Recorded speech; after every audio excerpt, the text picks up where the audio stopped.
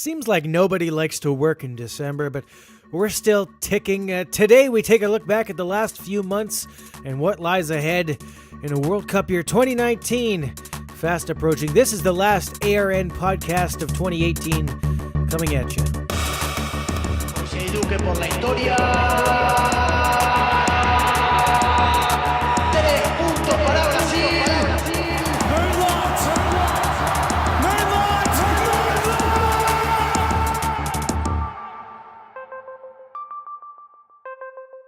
Happy December, everyone. I'm Brian Ray of America's Rugby News. This is going to be our last show of the year. There's a few reasons for that, but part of it is that it's just not easy to connect with guests and get prepared on short notice. We've kind of rushed into this whole thing, so we're going to use the time to line up some people for January so we can get on a more consistent schedule, looking at Wednesday, maybe Thursday morning release time. So we'll try to get that figured out and maybe iron out a couple technical issues along the way as well. If you have any requests or suggestions about the format, feel free to comment on the website or hit me up on Twitter at Rays Rugby, R-A-Y-S Rugby, or send a telegram, whatever you want to do.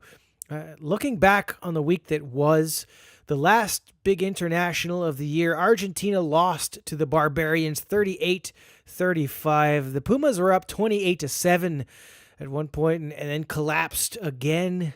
So we'll discuss that in more detail a bit later, but a big weekend on the 7 circuit in Dubai. Really good tournament for both women's teams. Canada second place, fourth place for the USA.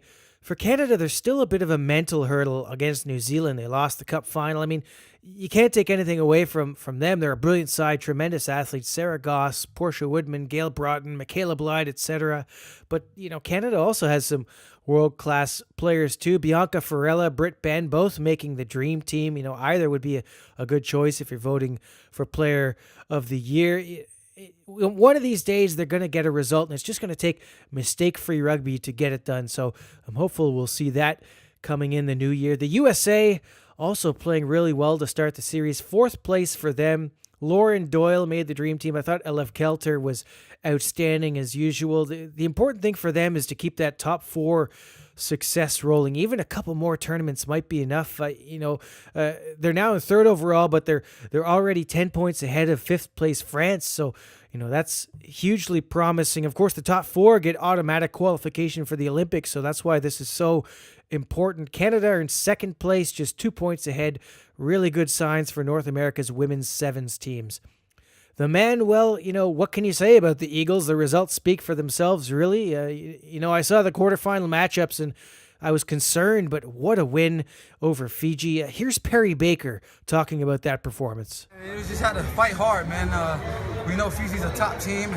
Those guys fight down to the clock, say 0-0 and some whenever there's extra time. So we just came out together, man. It was hard for us in the morning because we started so flat, like we wasn't there, and that just shows the type of team that we can be. When these guys can dig together, we all can come as one and just fight for each other.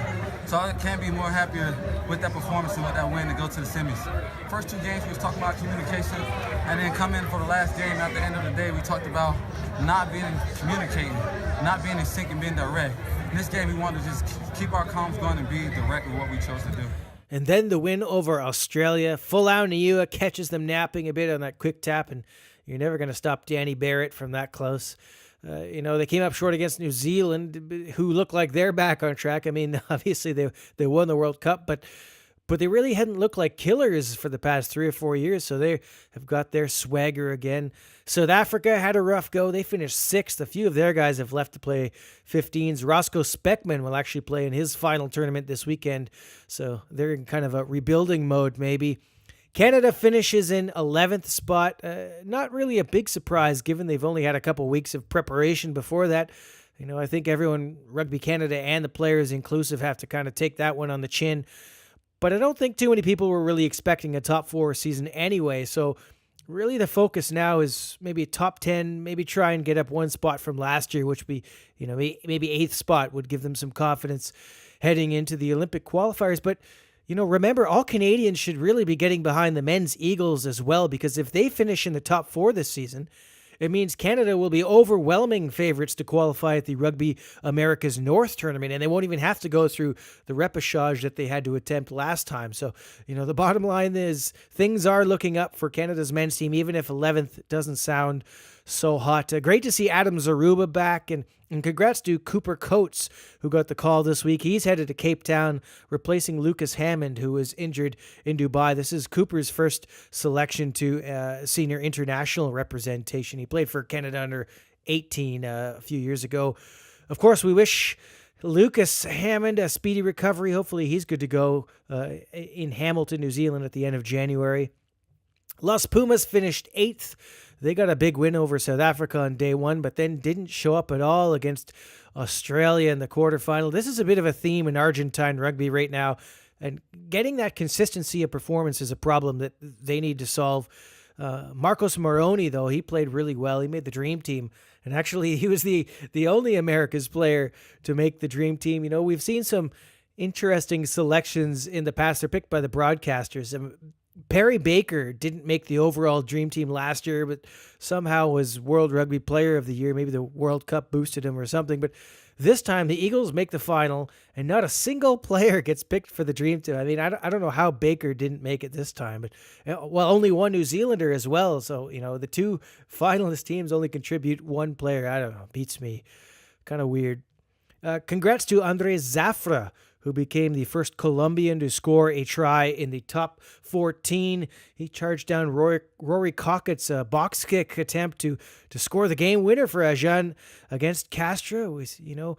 We saw South America 15 play against Chile and Paraguay a few weeks ago. I'd love to see them go on tour somewhere, even to North America, play a couple MLR sides in the preseason like Uruguay did, get the best guys from Colombia, Paraguay, Venezuela, Chile, Uruguay, guys who wouldn't normally get a chance to play those kinds of games. Maybe drafting a couple Mexico players, just an idea. I don't know. I think that'd be fun to see that.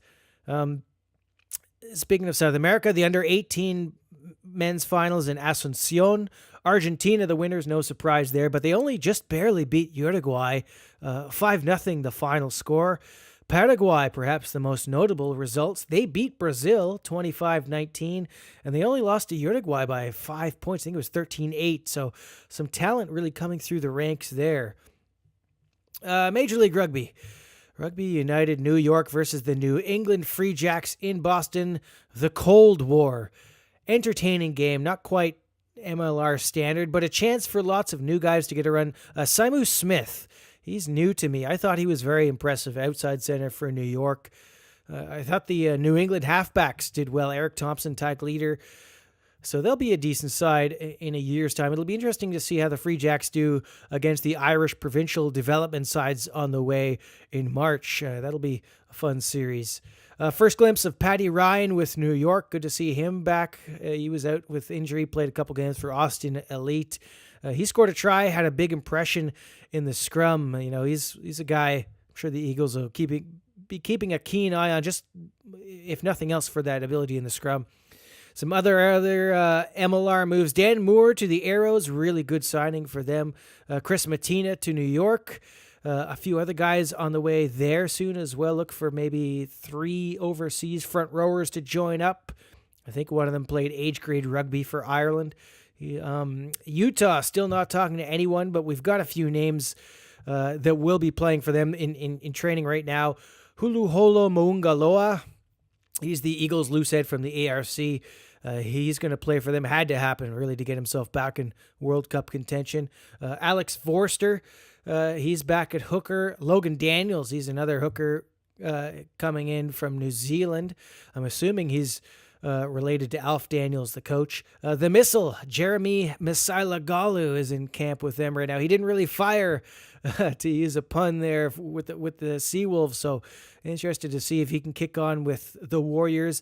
Patheli Rinakama, moving from NOLA. He can play fly half, can play outside backs. We'll see where he fits there. And Ian Luciano, the Free Jack scrum half. So some handy additions. I'm sure there are some others that we don't know about yet.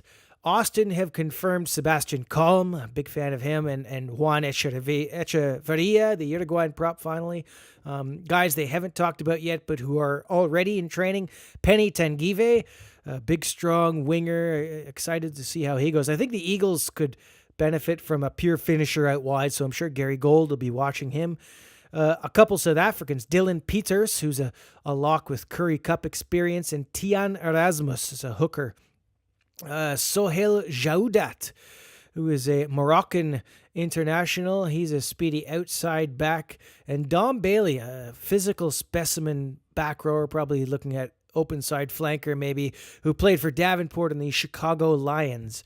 So I'm getting pretty excited for the MLR season. It's going to be a lot of work, but I just love seeing the new names, and hopefully the rugby steps up a level this year. I'm sure it will. It's been a great year for American rugby, really, and particularly for the Eagles, who, their success has really driven interest in the game on this side of the pond. So I wanted to get someone on here to talk about that and in depth. And our guest today has a really good idea of what's going on because he's been there. He's been one of the first names on the team sheet really for the past couple of years now. So Nick Civetta joins us from his place in Doncaster in the United Kingdom. So Nick, thanks for joining us after a whirlwind month and year, really. Is it nice to be back at home base to kind of kick up your feet a bit? Well, maybe the question should be, do you get any time to unwind, or are you straight back into training? I actually got lucky. They gave me a week off last week. Not from training necessarily, but from a game. So I did get a little bit of time to unwind after the tour, which is always good. But basically straight back into it. We got game this week, game next week, and then a week without a game, but we'll still be training. So for the guys who play over in Europe, it's typically you're lucky if you get a week off. If not, you're straight back into it. So it is tough. Kind of the life of a professional, I guess.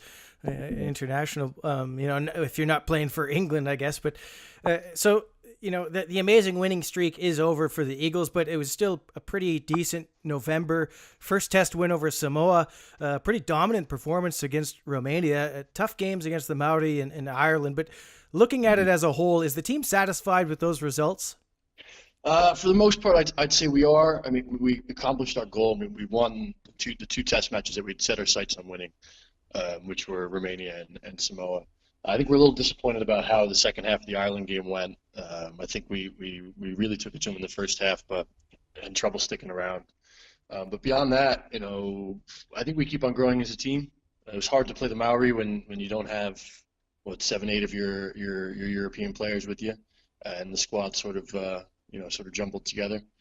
But definitely some huge positives come out of that tour. We're happy with those results, and we're 12th in the world now, which is the highest ranking we've ever been. So definitely a huge positive.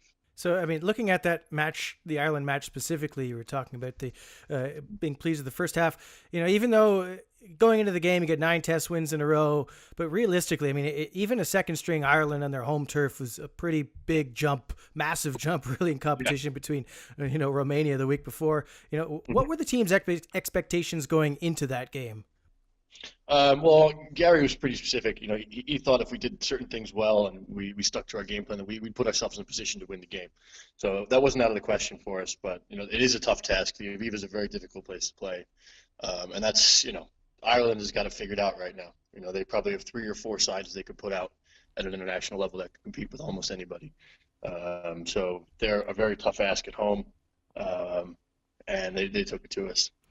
You had that big high of the Scotland win in June. This match, a very different result to end the year. Is it, is the team really disappointed in that? I mean, or do you take a lot of positives from the first half, which was very competitive? I mean, the game was really pretty close until Big Joe got knocked out there, and then it just kind of seemed like the game slipped away a bit at the end. So, I mean, what was the overall reaction to that loss in Dublin?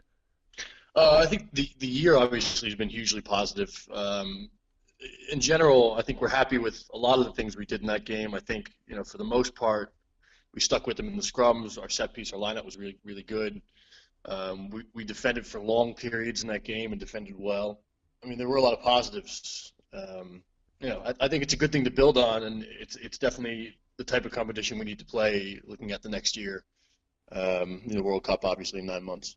You mentioned the lineout. You've been a constant in the side this year. You've had Nate Brakely, Ben Landry, Samu Manoa packing down with you. For the past 3 games, you formed a pretty effective partnership with Greg Peterson. One thing that did really stood out for me kind of throughout the whole year was the line out, and that connection between, Joe and yourself or Greg or Cam Dolan has been very reliable this year. Obviously, the height helps, but are you approaching that any differently this year? Or is it simply a matter of repetition at training? No, we sort of, since Sean's been involved, we've had the same principles in place. And I think as a group, especially with something like a line out where you're trying to get 7, 8 guys to work together, it's a bit of a dance. Like, the more you do it, the better you get at it. And we have good principles in place. We try to replicate, what we want to do on game day and training, and we've had a lot of success. It helps when you have, Cam, who's an excellent jumper, Greg, who's an excellent jumper, and, Joe and Dylan and Jimmy, who throw a great dart. So I think, we built a good system, and, it's working right now, and we just got to keep, one step ahead of our opponents. So, that's kind of your bread and butter is the line out. Yeah. Is that something, you spend a lot of time, you take a lot of pride on? Is that kind of your area of expertise within the side? Yeah. That's, I think that's a big part of my game. I think, when you're a bit slow, a bit lanky, a bit goofy, you got to find something that's like your bread and butter. And that's becomes the line out for me. And I spend a lot of time, studying it, and, obviously Cam and Greg and the other guys, they do a lot of work as well, and it only works if everyone puts in their 2 cents. But that's where I think I can make my biggest contribution to the side is at set piece time. Now, I can't imagine you play against many locks who are taller. I can think of maybe Will Carrick-Smith at Bedford in the championship. Were you disappointed that Devin Toner wasn't playing for Ireland? I was disappointed. Yeah, well, I played against him last time. We played Ireland in New York, and we swapped jerseys, which was great. And I have a picture with him where he's absolutely dwarfing me. I respect him so much as a player. He's a massive guy. He's a bit goofy, kind of like myself, but he puts in such a big shift every game, and he's a very good line-out caller as well. So I try to replicate a lot of things he does with his game. Yeah, actually, quite a few similarities between both of your styles and the way you've both kind of evolved, both similar in the careers, kind of him kind of getting into Ireland later in his career is similar to yourself with the Eagles. But you also did some pretty good work with ball in hand this year. There's a moment in the Romania match where you're in a 5-meter scrum in your own end, and the scrum is starting to break up, and somehow you peel out with the ball as if you're a number 8. What happened there? I don't know what you're talking about. So, do you think that the referee confused you for Cam Dolan? There could have been a little bit of that. The best. Sometimes you just got to play footy, and you got to do what you got to do. I don't know how I ended up with the ball. You could argue that maybe it was out, maybe I kicked it out and then picked it up, but probably not. What you're saying is he cheated and got away with it. I watched it back and he was staring right at me, so he must not have had a problem with it. It was a pretty funny moment in that game. But you're carrying, as I said, it's come along quite a bit this year. We saw some, not only in that Romania game, some good carries, but for instance, that nice little run and the offload to Blaine Scully at the end of the Russia game. Is that something you've been consciously working on in training? Yeah, absolutely. I think you get better at things like that by playing a lot. And since I've been playing a lot of Doncaster, my carrying's improved, the quality of my rucks have improved. My tackling's improved as well. I think the good thing about the championship as a league is it's not necessarily the fastest rugby in the world, but it is really physical. So you can work on your footwork into contact, and then while you're in contact, it's a violent collision. So I think I've gained a lot from playing in the championship. So when you first came into the side, it was under John Mitchell. Certainly we saw some improvement in the team under him, but it's hard not to notice that Gary Gold has really taken this team to a new level. One thing we've seen, I guess, is consistency. So, earlier this year, you spoke about following up on big performances. You got the win over Scotland, and then in Halifax, the team, maybe wasn't quite at their best against Canada, but they still came away with the big result. So, what's different now under Gary that was maybe missing before? He's been really consistent with his selections, and I think people underestimate how important that is, because you don't really get a lot of time together as an international side, especially as the States. I wouldn't say tier 2, but as a second level international side.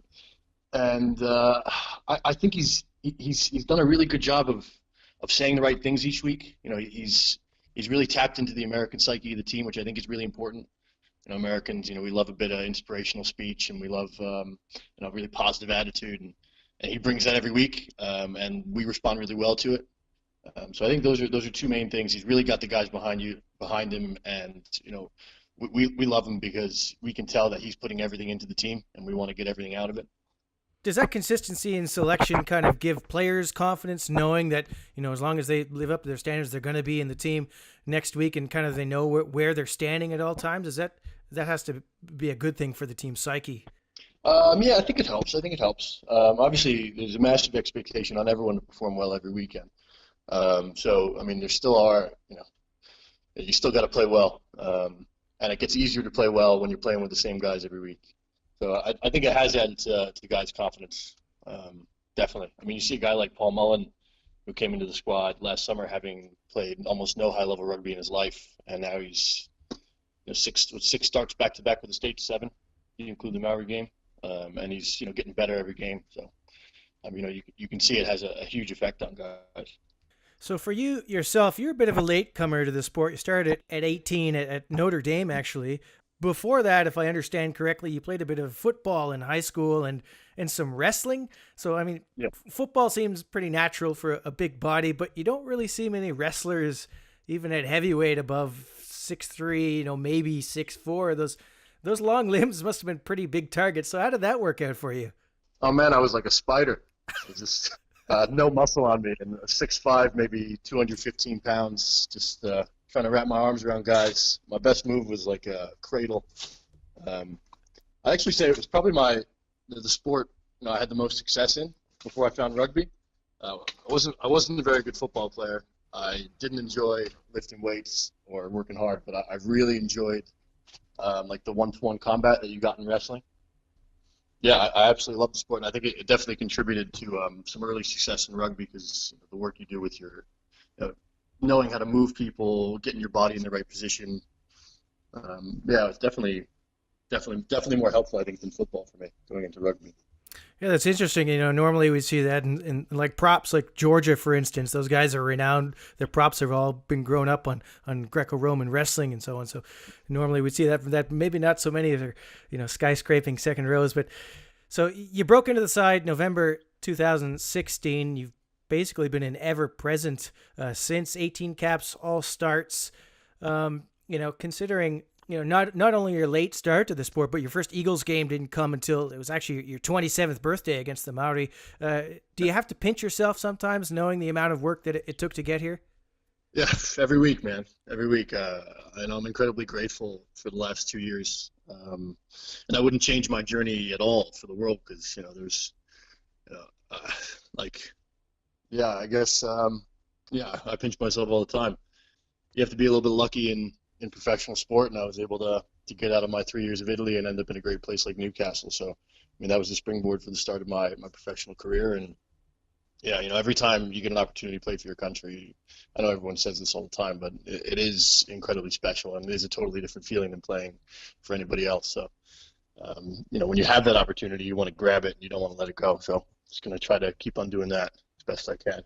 Talking about your time in Italy, looking back, I first saw you play it was the 2012 America's Rugby Championship, the old A-side version of it, and you were a collegiate All-American, but then you kind of, you fell off the radar kind of for a bit in the selection department. You 3 years in Italy before you got picked up at Newcastle. So what was it? What was the difference? What got you back into consideration? Was it just, time and experience, or was there some kind of a shift in the way you approached the game?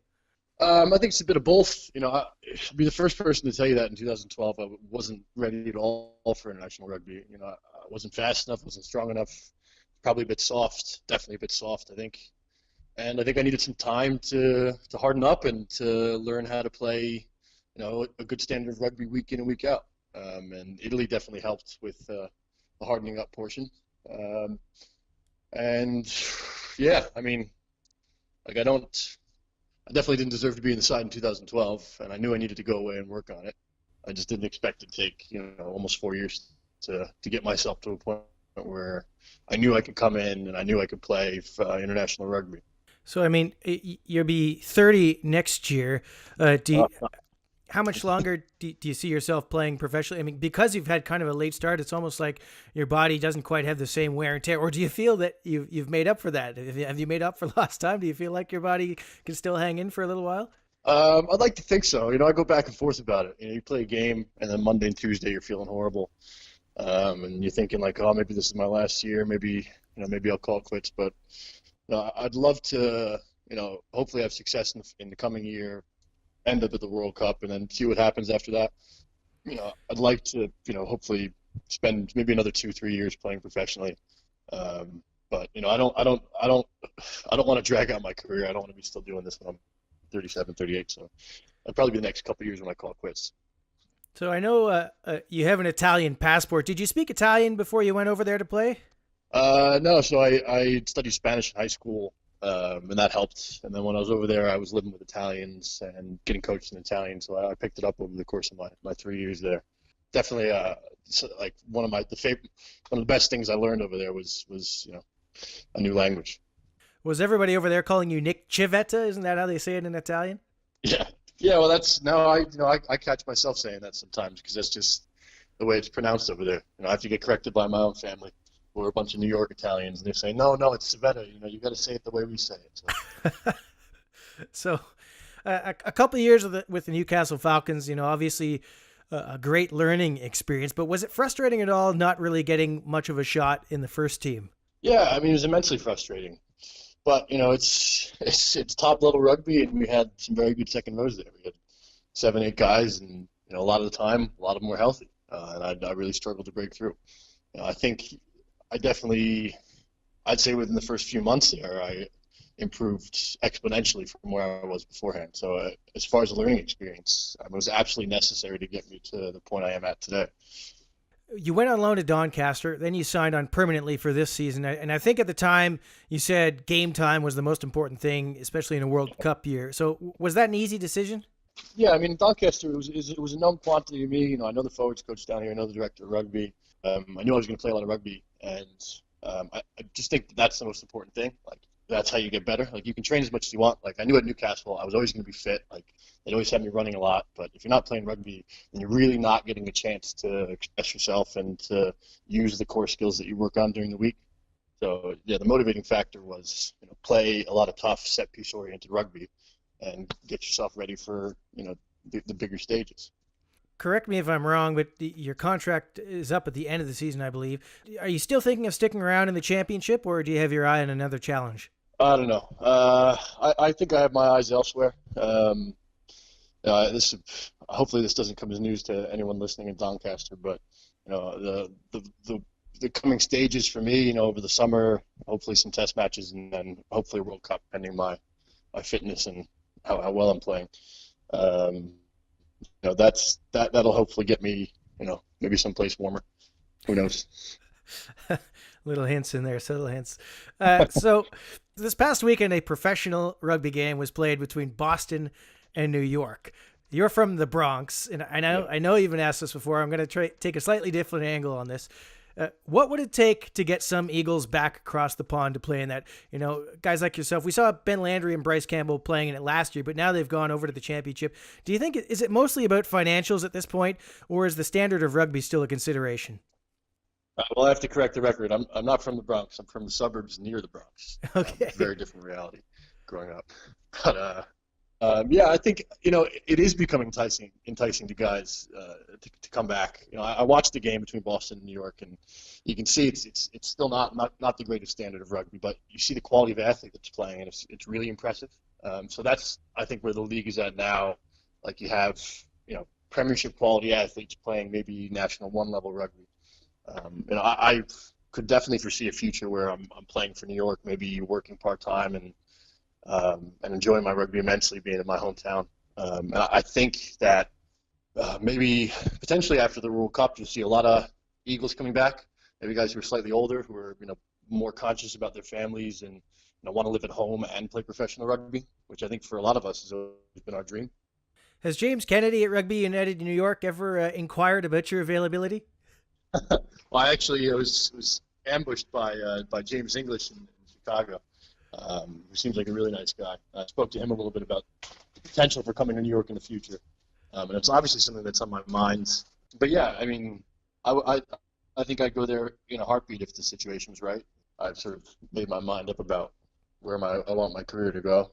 And I know you're also a big fan of San Francisco. You spent some time there. There's no Bay Area team in Major League Rugby yet, but looking down the road, how conflicting would a bidding war between a San Francisco and a New York team be for you? Well, I know New York has the advantage. That's where my mom and dad are. My brother's up the road in Boston, so there's definitely that hometown pull. But I did love living in San Francisco and in Berkeley. So if the time comes, it would be a tough decision. And I won't keep you too much longer here. You have a unique professional qualification. You have a master's degree. I think it's in geoseismic engineering. Is that right? Yeah. So yeah. Are you really going? useful. Are you going to be running the earthquake briefing for the team before Japan? Oh yeah, I'm sure I'll have to give some sort of presentation on the bus about the seismic hazard, depending on where we are. I'd love that. Pretty unique. I thought that was a very appropriate heading towards the World Cup. And so you actually used to live with Canadian prop Jake Ilnicki at Leeds. So there must have been some unique banter between the two of you, given you both play on opposite teams for both club and country. I know you played at Newcastle together before, but now you're both at opposite teams. So there must have been some interesting conversations there. Yeah, I mean, it was during a dark time for Canadian rugby. The last 3-4 months, like their entire focus was qualifying for the World Cup. So he was obviously, his mind was saturated with that sort of stuff, and I was riding a high, having just beaten Scotland. So I took it easy on him, and now they're in and they'll be just fine. I'm not worried about Canada rugby at all. It's a good thing for both our countries that they're playing in the World Cup, and I think they're going to be really successful in that pool. But the banter's good. Like I haven't played against Jake yet, Leeds versus Donnie, but hopefully at the end of the month, December 29th, we have a big game on Sky Sports, and hopefully we're both playing in it. I was going to mention that December 29th coming up, so that'll certainly be interesting. You can catch up with each other. Maybe he'll be a lot happier now having qualified. They beat Hong Kong, and to seal that win in the repechage. Is there anything weird that Jake does as a roommate? He's not really. He's extremely clean. He's very, very clean. I think I was the messy one. I wouldn't consider myself too messy, but he's a very orderly roommate. Anything weird? Not really. Eats the same thing every night. Cooks the same food every night, which would drive me crazy. So obviously you didn't get any cooking lessons from you. Oh, I tried. Well, maybe I didn't try hard enough. We'll have to get Jake on here sometime to defend himself and maybe get some stuff on you. But he loves it, man. He eats grilled chicken, stir-fried vegetables, and whole wheat rice every night. That hardly sounds like something a prop would be eating. I know. You'd expect him to, I don't know, eating. I can't even think of what would a prop eat. Pancakes. Are there good like pastries and so on out there? Yeah, maybe pastries, meat pies. Who knows? Before I let you go, what's the plan for the ARC? Are you going to be available for that? Are you going to be playing that at all?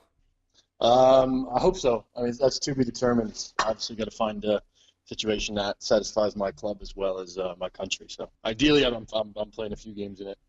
Is that just a negotiation between you? So, I mean, obviously, November test window is one thing. Everybody goes for those, but for like the ARC, where it's a little bit kind of when they might need you, is that just a negotiation that goes on between you and the club? Yeah, between the club and USA Rugby and myself, you got to find sort of a happy medium. I think they are important games, especially since it is a World Cup year. So I'm sure every single one of us playing over in Europe, is going to want to get involved if we're selected. So I'm sure the conversations with the DORs won't be easy. Well, I want to thank you again for joining us, Nick. Really appreciate your time as you're cooking, and it's always a special time. And we really look forward to following your road from now to the World Cup. Thanks, Brian. Yeah, it was a pleasure talking to you. Appreciate it. Nick Civetta, the U.S. Eagles lock, who is about a foot taller than I am. Apparently, he's a decent cook. So if you happen to be in Doncaster, maybe crash his place for some eats, so or not. Anyway, give him a follow. You can find him on Twitter or Instagram at Nick Civetta. Pretty easy to remember that one. So believe it or not, we are already heading into a World Cup year. I guess time flies when your life revolves around an oval ball. Anyway, here to talk about what we've seen over the past few months and where we are headed is our very own Paul Tait. All right, Paul, we did have one last game in the November window, if we can call it that, December 1st, I suppose. Argentina loses to the Barbarians. Not a test match, but probably not the performance Mario Ledesma was looking for either. Another second half collapse. The Pumas winless on their tour. How worrying is this heading into a World Cup year? If these are the players we're going to see in the World Cup, then we should all be extremely concerned.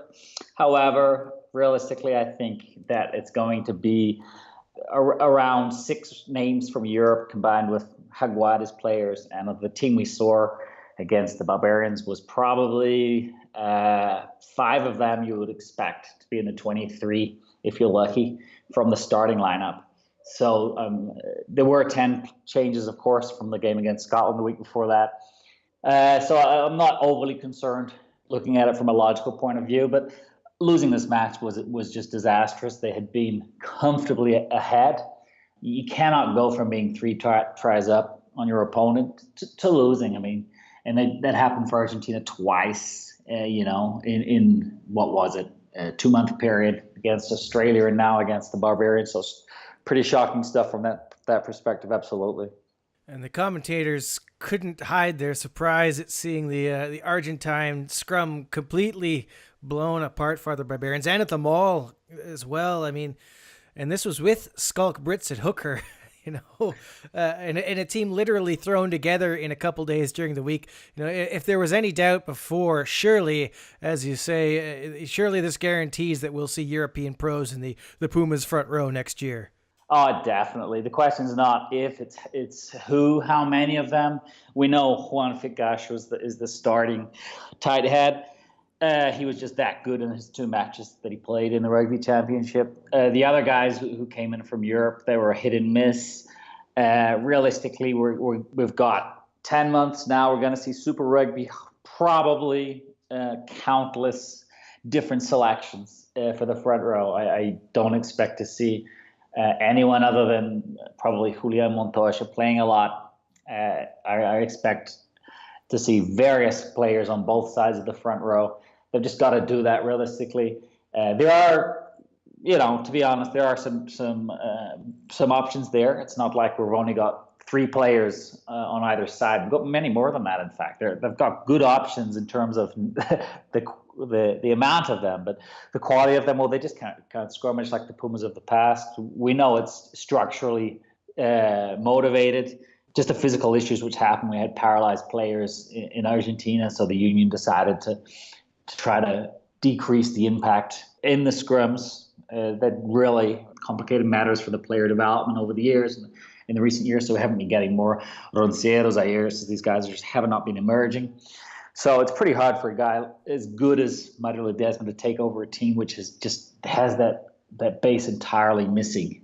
I mean, what a generational change almost. I mean, we've just seen Juan Pablo Orlandi and Manuel Carriza announced their retirement, and we can see Leguizamon Senatore kind of on the way up. But looking at those guys, a guy like Orlandi, who wasn't even really a first choice prop ever, but certainly he had a fine career in Europe playing. I mean, this was a time when European standard props were coming out of Argentina, almost on a weekly basis, and here we go from there to this now.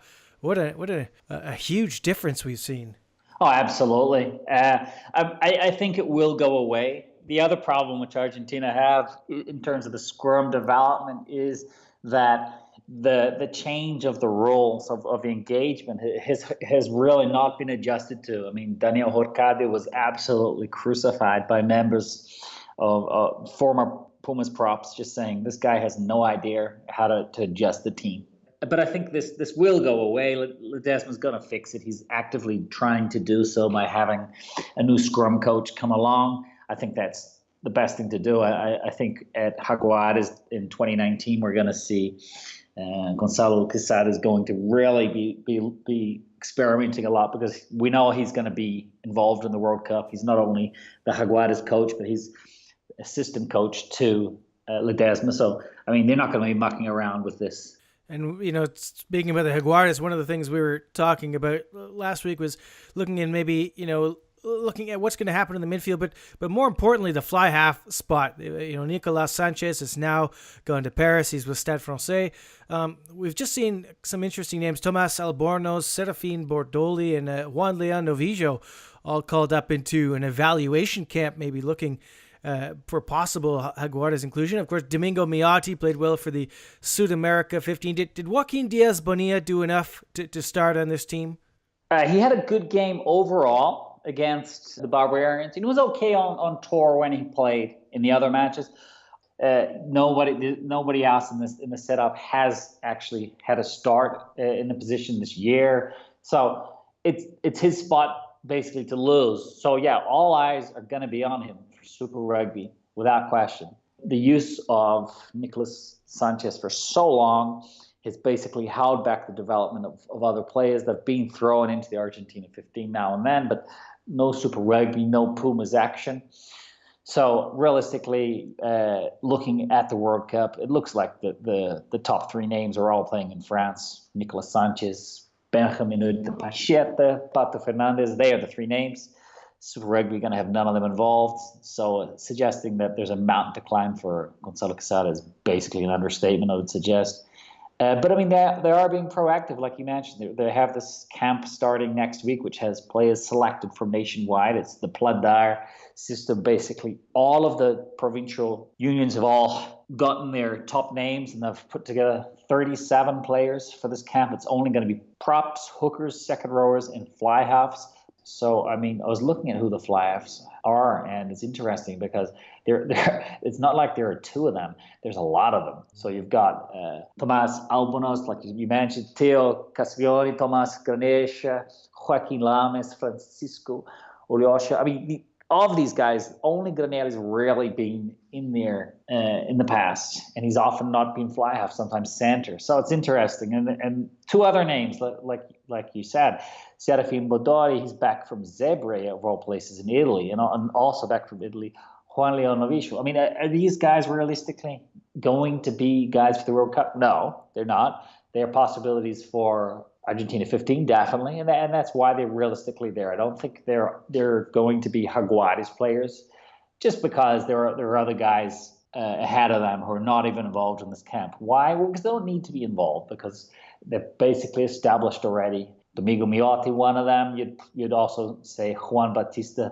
Darios ahead of these other guys. Santiago Gonzalez Iglesias, possibly. We don't know. In terms of fly half, it looks like he's very much out of favor, I would suggest. Other positions of note do exist, but from the camp itself, these are the guys that I really took note of, these two fly halves back from Italy. We can't skip over this. Jaguares released their new logo, brand new jerseys. Certainly the new logo, very kind of seen NFL comparisons. I would agree with that. What are your first impressions? I get why they did the change. They've officially said, the players and the staff have said they want to bring a new identity. They want to leave basically behind the legacy of the first 2 years, even last year too. They want to move on. They want to be their new side. So that's, good on them, I guess. But, is it really necessary? No. There are many more important things to take care of. Like, where is the roster? I mean, we know what all the rosters are from many of the other teams involved. We don't know the Jaguares roster yet. So, come on, can we focus on other things and get them together?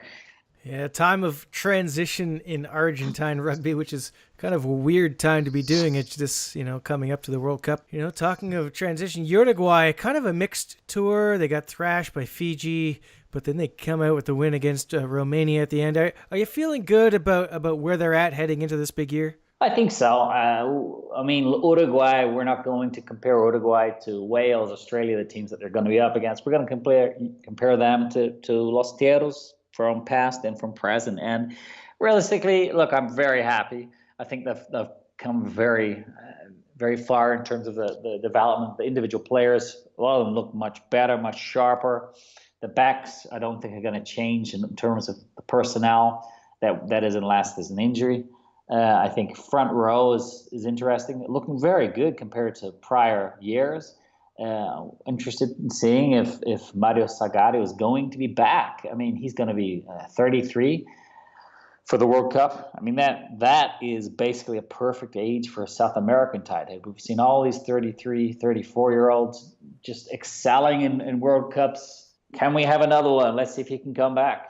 I'm also excited about the second row in general. I mean, Manuel Landeka, that's a player I'm really, really interested in. And he's a replacement by the looks of things. I mean, they're going to have probably Ignacio Dotti and Rodrigo Caparotega starting. So we're talking about a position in which, wow, that's stacked by Uruguayan standards, no doubt about it. I think it's a really major area of strength for them. And they're going to have their most capped player of all time, Diego Magno. So pretty solid, I would suggest. In terms of overall breakthrough players, I see big things for Manuel Ardeo, but as a flanker, I don't think the hooker experiment should continue. I understand why it was attempted, but I look at him and I look at Leandro Segredo and I say to myself, these guys had tremendous progress this year. And not only that, but hey, they could even upset the established order. I mean, is it possible that these two guys could even be starting for Uruguay in a World Cup match? Maybe even captain Juan Manuel Camavada is going to, be in danger of not starting. It's possible. So these sorts of questions were not plausible whatsoever 6 months ago. So this is great to be able to raise these doubts, because that's just what they need. We don't need a World Cup in which they're scratching heads to replace someone who took a bump with one World Cup in which they've actively got the guys ready. So I think they're far better positioned now than they were for the last World Cup. Tier 2 Rugby Blogspot put out a post just a couple days ago about the draws at the World Cup. And, we talked about it last week. It's really unfortunate. Uruguay's going into this great opportunity at the World Cup. And they got, this nice rest between Australia and Wales. But the two games that they're really, maybe we're hoping, I guess we've seen Fiji's probably not going to be competitive. But so the Georgia one, they only get 3 days rest. So, I mean, it seems like they're almost going to have to play kind of a B side against Fiji and bring out, their A side against Georgia in that kind of situation. Do you think? Before the match against Fiji, I would have said they were going to put absolutely everything into the first two matches and then, see what they can do in the final two.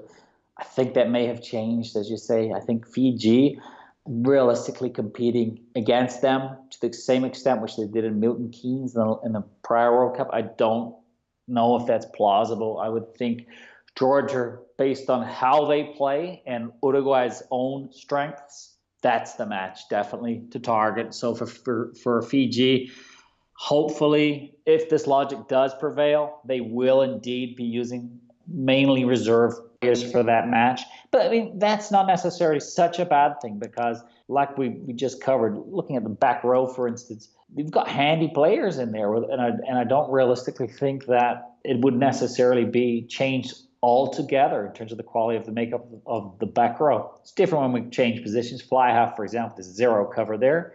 But this is now something which Uruguay know about. They have experience in the Nations Cup, which has specifically had the same kind of turnarounds of 3 days. And they've adjusted. They've won matches. They've changed personnel from one game to the next, targeted which game is going to have which player involved. So I think that they're definitely well positioned to be able to make an impact.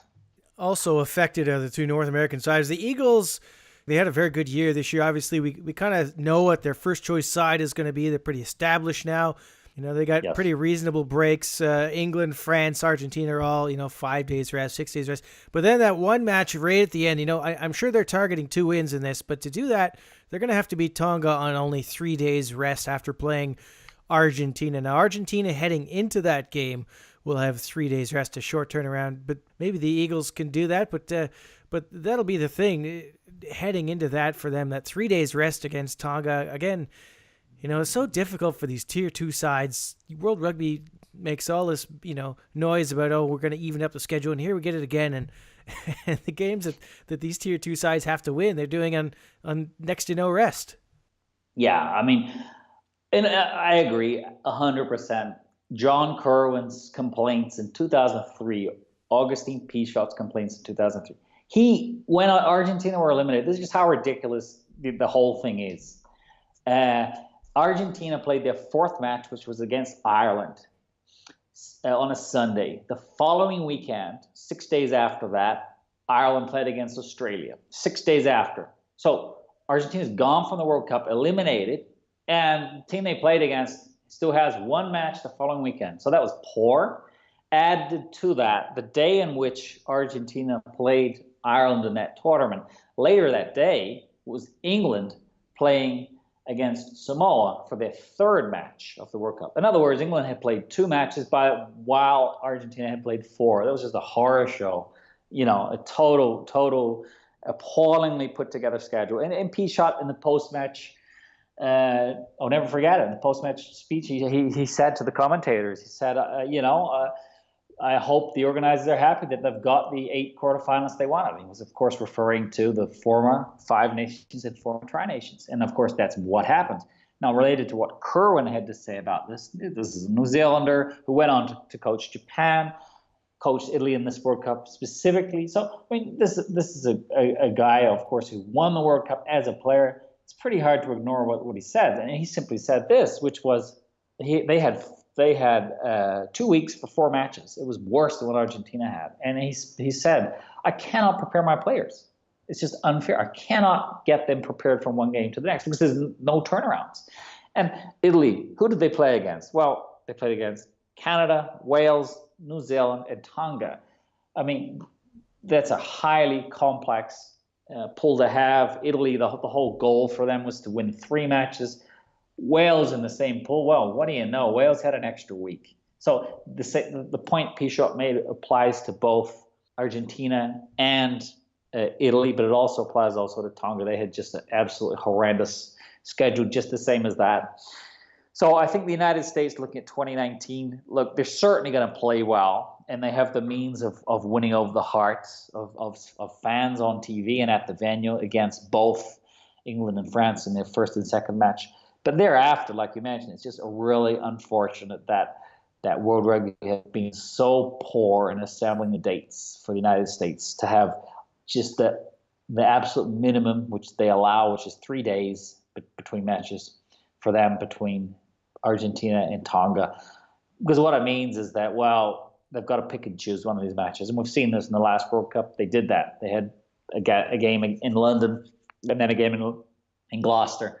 From South Africa to Japan. So what do? They pick the most winnable match of them, put everything into that, and they sacrifice the other. They're probably going to do that again. Question this raises is, would, let's say, Ireland, would Ireland ever accept this in November? Would Ireland accept playing Tonga and Argentina 3 days, with 3 rest days in between? I highly doubt it. So this is a World Cup. I mean, we've got to have less excuses of the importance of marketing big teams at certain times. This needs to be addressed because there are other ways of making maximum financial returns. Just look at the FIFA World Cup and how they have Brazil playing their matches as a case in point. Perhaps no team is more harshly treated at this World Cup in Canada. 4 games in 18 days. We talked about last week that their games that they want to win will be the first one. Now, thankfully, Italy, they have a full build-up.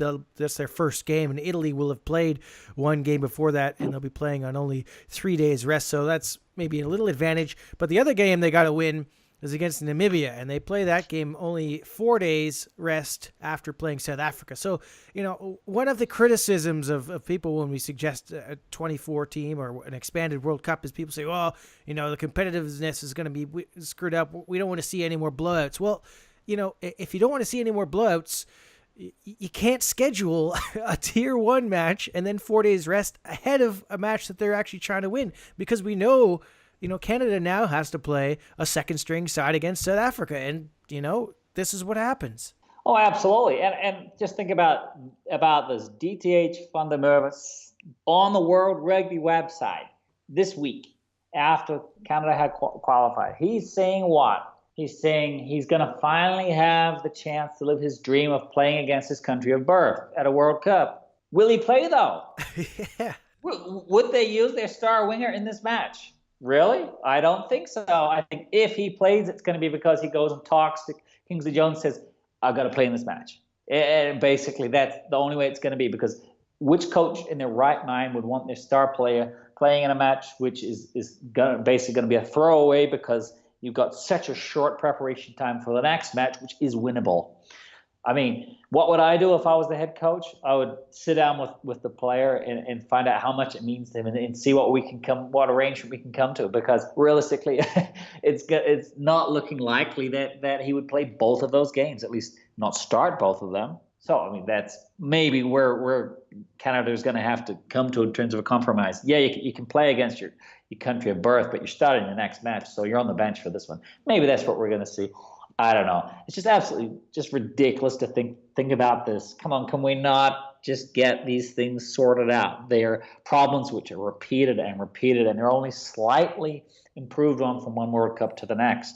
At least we're not seeing a team playing South Africa and then Scotland with 3 days rest like Japan had the last World Cup. Because just looking at it and thinking about it and the performances and how it happened, World Rugby literally set it up so Japan could not win their way to the quarterfinals, because the comparative scheduling of the other side was just such a disadvantage to them.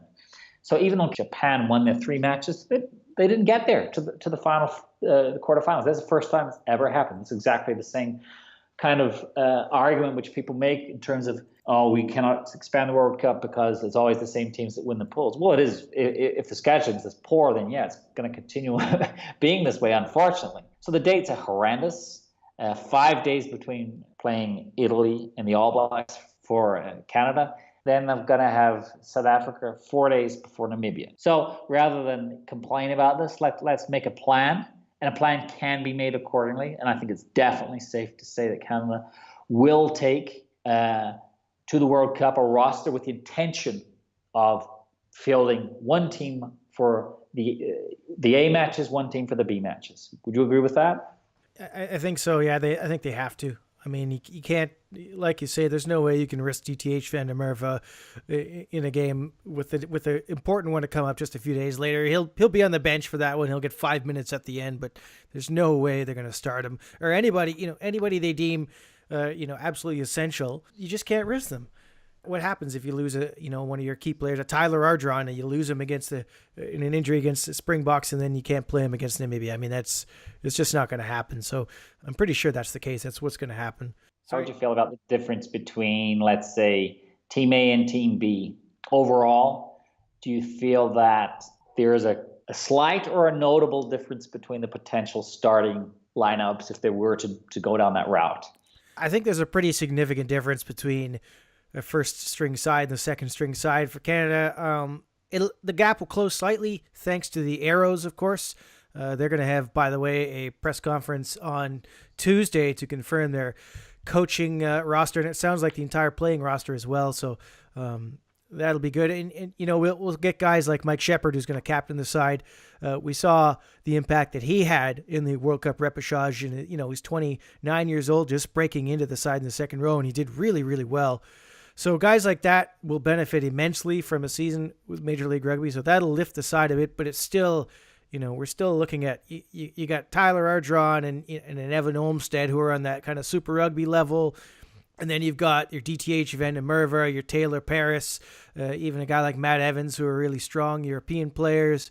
We've seen Kyle Bailey emerge this year, have a really big year. He'll play in MLR, but he's definitely a guy I think we think could play in the European divisions. And then you've got a bunch of guys who are kind of floating around at that MLR level, which is decent, but it's not quite there yet to compete. So I think there is a drop off. I think it is a little bit steep right now. It's getting in the right direction, but yeah, it's definitely not where it needs to be quite yet. I think Mike Shepard absolutely was a standout. I liked him, Theo Sauda, and Ben Lesage. Those were the 3 new names, which I generally think could be prospects for 2019 in terms of, leaving a mark. Maybe they're going to be players to really make the jump. And that's good because, like I mentioned, in terms of Italy, I'm not seeing so many names there coming through. But not about you, but I think they're stalled. Yeah, I think the problem with Italy, they've done really well at the under 20 level for the past couple of years, so they have some talent coming up, but I just think it's too soon. I think they're guys for the next World Cup. There's nobody I can see looking at that. I mean, they'll get Matteo Minozzi, the fullback, back from injury. He's quite a good player, but realistically, they don't look that strong. Their best players, the Parise and Giraldini, these kind of guys. The second row, you look at Zani is still there in the second row. I'm trying to remember the other second row, the Kiwi, Dean Budd, the Kiwi second row as well. I mean, these guys are all aging. They're all well beyond their 30s. They're on their way out, so they're not really going to be peaking in time for this World Cup. You get a guy like Campagnaro who's outstanding, but there's not a lot of guys around his age who are doing well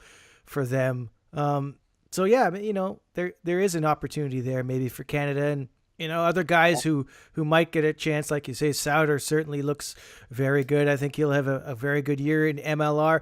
Lesage isn't going to play. Major League Rugby has decided to stick with UBC and finish his degree first, so that might stall his progress a little bit. But there's guys like Connor Traynor and Kieran Hearn in the midfield anyways, so they're probably okay there. A guy I'm looking at is AJ Quatrin, the starting hooker for the Arrows. Canada has really struggled at that position, and he's a strong physical player. He can tackle well. He's got a good set piece when he's on his game. So I'm interested to see if he can put pressure on Ray Barkwell heading towards the World Cup. Oh, Canada certainly need more options up front, definitely. Well, I would really love to see also Jeff Hasler back in the mix. I don't know if that's possible. What would you say the chances are of Hasler in the World Cup? Well, I don't know. Obviously, I think every Canadian would love to see that back. But, just hearing, just talking to Evan Olmsted, in the first podcast we had, he certainly wasn't very optimistic. So, it doesn't seem like he's in any rush. Maybe something happens over Christmas where he starts to, feel the, something tugging at him that says he needs to return. But I'm not overly optimistic, to be honest. But, if there is one position where I think Canada is reasonably well covered, it is on the wing with Van der Merwe, with Paris, with a guy like Kainoa Lloyd is very good. Dan Moore all of a sudden has signed for the Arrows, so that's really great to have him back in the picture. Even a guy like Cole Davis, who's with the 7 side right now. Brock Stoller with the Seattle Seawolves. So there's cover there out wide. Obviously you want your big names, but if he's not going to come out, well, what can you do? You just have to wish him well with whatever he wants to do and move on, I suppose. Oh, absolutely. He tried his best. He had a successful career, and now he's looking at other life options. So good on him. Good on him. What do you think about the newcomers for the United States? David Ayunu seems to have a tremendous future there. I'm surprised a little surprised he came up as quickly as he did. Obviously, he was a player of potential, but to see how quickly he broke into that Toulouse side, pretty amazing. And, it's going to be really hard for them to leave him out of the World Cup. You'd have to think he's a very good chance of getting there. Now, he plays both sides of the scrum, which helps. Also, if, Lemosatelli also does. He plays both sides, so they got options there. So they can fit him in. I think they'll try. The decision will be, do they need to have a senior guy as that fifth prop, a guy like Ali Khalifi who plays both sides? Do they need to bring him, or would they rather invest and take Anu? Or is there room for both? I don't think there is. I think they'll probably go with 5 props. So I think Anu is looking pretty good right now. He's right on the edge. So we'll kind of see what happens there. Vili Tolutau had a stellar year in Major League Rugby last season with the Seawolves. He's an awesome flanker. I'm interested to see how he's doing, although it looks Sam Wuching has kind of jumped up ahead of him at the moment, but we'll see if Vili can get back in maybe for the ARC and with the MLR season. Other than that, I think we were both really impressed with Ruben de Haas, the scrum half. Just the way he's come through, not only I think he's cemented his spot on the bench now, but I think he can actually put pressure on Sean Davies, the starter. I'm a big fan of Sean Davies, but de Haas looks really impressively composed for a guy of his age, and certainly is a good problem for the Eagles to have guys like Davies and DeHaas competing for spots, and then you got Will McGee, Will Hooley, AJ McGinty all at fly half. So what a great spot for them to be in. Oh, absolutely. I mean, look, even Chris Wiles might be interested. He played a week or so ago. So look, great for the United States. Everything's looking on the up. I could name some individual players which I too think are going to have tremendous opportunities in the tournament. And hopefully this means that we're going to see 4 good matches from the Eagles, 4 80-minute games. And we've seen against Scotland and Ireland this year that they're much superior from prior World Cups. So it's exciting for them. I'm really looking forward to seeing how it all comes together.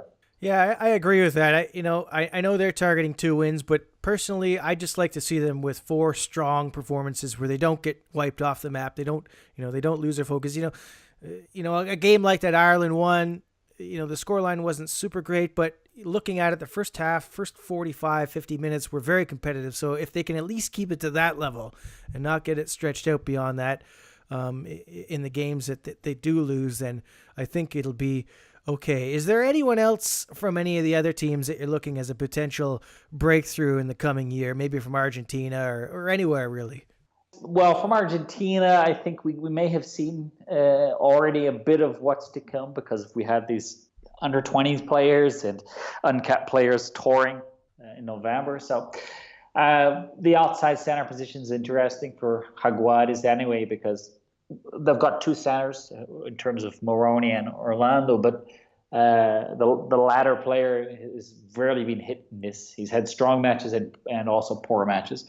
So I'm interested in seeing what happens with Santiago Resino and Mateus Osachuk in Super Rugby. I expect both of those guys to be involved, and not merely as carrying the bags. I expect them to be involved. Argentina really needs more options for outside center to face tier 1 sides, because they don't have with the existing players they have. I would only say Moroni had a quality year, and that's not enough. You got to have more options than that. You got to have 2 or even 3 to be going to World Cup. So what about some uncapped names? Well, Rodrigo Bruni, he had a good introduction to the game. I think he'll be there in Super Rugby. Mariano Romanini is another.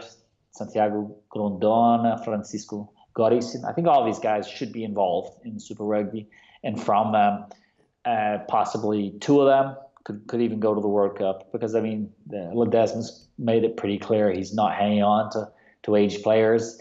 He's investing in younger guys. Another guy is Santiago Montagner. I mean, if he wasn't injured, I suspect he probably would have been in Ledesma's team for November. Why not? He was one of the tremendous performers from the Argentina 15. In fact, looking at the scrum, I think it's unacceptable how bad they've been, like we've mentioned. Even with the bulk of Tomás Lavanini, Matias Alimano, and even Mariano Galas, they were, let's face it, they were taken to school in November. They were badly exposed. So a breakthrough player is going to actually possibly be a veteran from Europe, Francisco Gomez Codella. That is the guy to call upon. You want the scrum to work, he's your man. And just been tremendous in France for Lyon.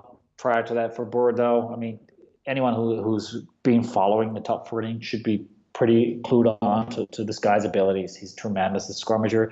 He outperforms the same players who are playing loose head for France.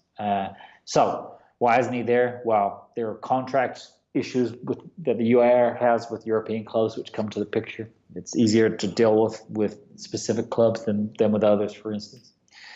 So Juan Ficash, well, he's going to be the starting tight head of the World Cup. Or is he? Maybe Gomez Codella could actually be the tight head, and Ficash could even move to loose head. He did train there during the Rugby Championship. Trained, did not play there, but did train there. So that's an issue. Could actually see him reverting to loose head. I mean, and make no mistake, the Argentina's props in November, they're not good enough at scrummaging. Of all of them, I would say Santiago Medrano is the most promising player. He's, aside from the scrum, he's excellent, in fact, excellent And he's realistically above a number of European players now, including Ramiro Herrera. I would suggest Medrano is well placed to go to the World Cup. Yeah, lots of names there to consider. Certainly some of the younger guys. I'm looking forward to Osachuk.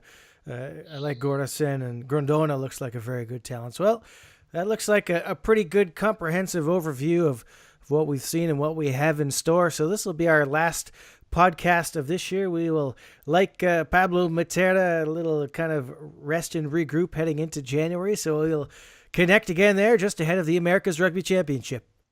Looking forward to it. Merry Christmas, everybody. Paul Tait, and you can find Paul on Twitter at Argentina_2027. So there you go. That's it. That's our last show for 2018. We've got 5 in the books now. Not bad. A little bit of a start. We've already got a couple good guests lined up for January. Obviously, we'll be adding quite a few more.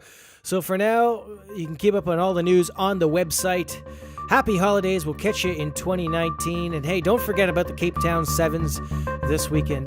There's the outro music. That's my cue. I'm Brian Ray. Enjoy your rugby weekend.